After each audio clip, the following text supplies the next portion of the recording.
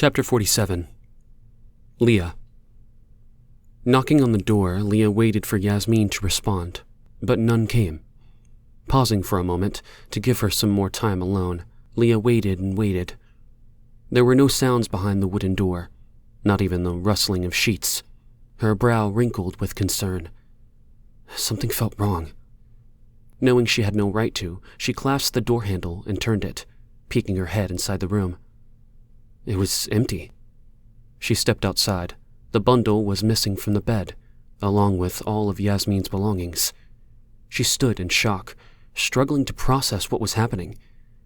A knock sounded at the door, and Lonnie's face appeared in the small opening. Leah lifted her hands, scanning the empty room as Lonnie pushed open the door and walked inside. "Where's Yasmeen?" she asked, looking as stunned as Leah. I have no idea. I came in and this is all that was here." She turned toward the door, knowing that it had stayed closed the entire time. She knew it because she'd been keeping an eye and ear out in case Yasmeen needed anything. Lonnie went back towards the bed and lifted the sheets as though she could find Yasmeen there, but Leah knew she wasn't looking for Yasmeen.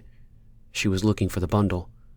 "It's gone too," Leah said, her words coming strangely and disconnected from her mouth. The two of them turned as one towards the window and instantly went to lift it. It was unlocked and slid open easily, exposing the woods and the ground not far beneath it. "She wouldn't." Lonnie leaned out the window. Leah stood back, trying to take it all in. Yasmeen was in no condition to be out anywhere. Leah chewed on her index finger, trying to figure out if she could have missed Yasmeen leaving the room, but knew she didn't. She searched the room one more time, trying to see if there were any clues that she'd missed. Out of the corner of her eye, something yellow sat on the bed, almost lost in the sheets Lonnie searched in. "Lonnie?" Leah said, reading out loud the words written across it. Lonnie stepped up beside her, reaching for the letter. She unfolded it and held it out for both to read. When they were done, Lonnie let the sheet of paper fall to the bed. They stood for a moment in silence, letting the words Yasmeen wrote sink in. "We have to bring her back." Lonnie's voice trembled as she spoke. Leah was at a loss for words, but she nodded in agreement. Lonnie turned to face her, wrapping her arms around herself. "You know where she went, don't you?" Leah shook her head, confused. What would she know? She was just as shocked as Lonnie. "Oh, God!" Lonnie clasped her hands to her mouth and paced the room. "Oh, God, what have we done?" She went to the door, opening it wide. Leah stood silent, watching as Lonnie leaned out, holding on to the frame. "Kai! Chris! I need you!" she yelled out. She turned frantically to Leah. "Do you know how to get back to the decree compound?" she asked, grasping Leah's arm, her fingers leaving marks on her skin. She nodded as Chris and Kai suddenly appeared in the room. "What is it?" Kai asked before Chris could speak. "What's the matter?" Summer cautiously entered the room out of nowhere. She looked around, searching for signs of Yasmeen. "She's gone," Lonnie spoke, her eyes darting back and forth between Kai and Chris. Confused, Kai scanned the room. "She left." Lonnie picked up the letter on the bed and shoved it at Kai. He read it and handed it to Chris, his face paling as he did so. "She's gone back," he spoke. Lonnie nodded. "You're going to have to go with Leah and bring her back before she reaches the decree compound." "Me?" Kai asked, stunned. Leah was at a loss. Returning to the decree compound was out of the question for her. There was no way she would do that. "Yes, you. And Leah. It's imperative. She can't be alone out there, and she can't go back to the decree and Malcolm Gobo." Kai looked at Leah, and his face reddened. "We've already done enough for her, and I'm not doing it. We have enough things to worry about here." He refused to look Leah in the eye, and she flushed from his hostility, understanding that she and Adam were one of those things he worried about.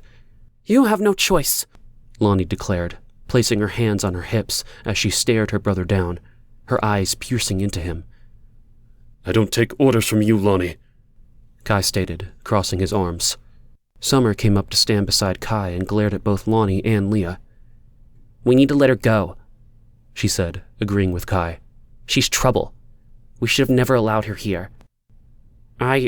agree with Kai and Summer," Chris interjected. Both turned and glared at him. Shut up, Chris, they said in unison, glancing at each other, embarrassed. Chris slouched back into the shadows, his face crusted with pain. "Stop it, you two! Stop it right now!" Lonnie scolded as she walked to Chris, holding onto his arm. It's not happening, Kai said. Turning to go, he glanced at Leah, and she thought for a moment he might say something to her. Her throat constricted as she waited, but he said nothing. "You have to. She took the baby." Kai paused, his back half turned from his sister. "What?" Summer asked, revolted. Chris grasped Lonnie's hand on his arm, his face alight with understanding. "You and Leah have to go get her and bring her back before she makes it to the decree and Malcolm Gobo." Why her? Kai asked, realization dawning on his face. He nudged his jaw towards Leah, and she cringed the way he said her, like it was a swear word, or worse, he didn't remember her name. "Because Leah knows where the decree is," Lonnie stated. "She knows how to get there, and she can talk sense into Yasmeen." Kai's chest expanded as he took a deep breath, his gaze shifting from his sister to Leah. Leah understood. She would have to go with Kai. If they didn't find Yasmeen, it wouldn't be long before Ben and Malcolm knew where Hayden was too.